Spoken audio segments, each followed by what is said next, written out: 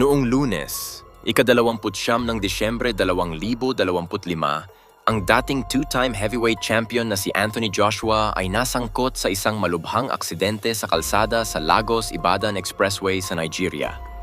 Bagamat nakaligtas si Joshua at nasa matatag na kondisyon, ang trahedya ay nagresulta sa pagkamatay ng dalawa sa kanyang malapit na kaibigan at miyembro ng kanyang kupunan. Naganap ang banggaan malapit sa Sagamo Interchange sa Ogun State, isang pangunahing kalsada na nag-uugnay sa Lagos at sa iba pang bahagi ng Timog Kanlurang Nigeria. Si Joshua ay pasahero sa isang Lexus SUV na bumangga sa isang nakaparadang truck sa gilid ng kalsada malapit sa Danco Filling Station. Ayon sa paunang investigasyon ng Federal Road Safety Corps, nagkaroon ng pagsabog ng gulong habang mabilis na tumatakbo ang sasakyan. Dahil dito, nawalan ng kontrol ang driver habang sinusubukang mag-overtake.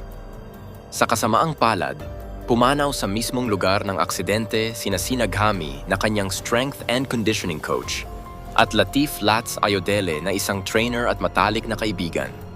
Sa kasalukuyan kinumpirma ng Matchroom Boxing na si Joshua ay nasa stable na kondisyon. Bagamat nakita siya sa mga video na tila nahihilo at may iniindang sakit, na posibleng pinsala sa tadyang o tuhod ay hindi naman ito itinuturing na banta sa kanyang buhay.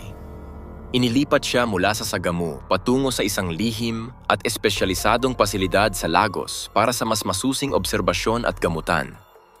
Hanggang ngayong ika-31 ng Disyembre, hindi pa siya opisyal na pinalalabas ng ospital.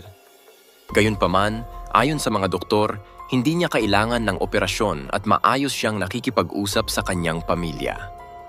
Personal na tumawag si Pangulong Bola Tinubu ng Nigeria kay Joshua upang magpaabot ng pakikiramay at hilingin ang kanyang mabilis na recovery. Habang ang kampo ni Joshua ay humihingi ang kanyang mga kinatawan ng privacy para sa pamilya ng mga namatay habang pinoproseso ang masakit na pangyayari.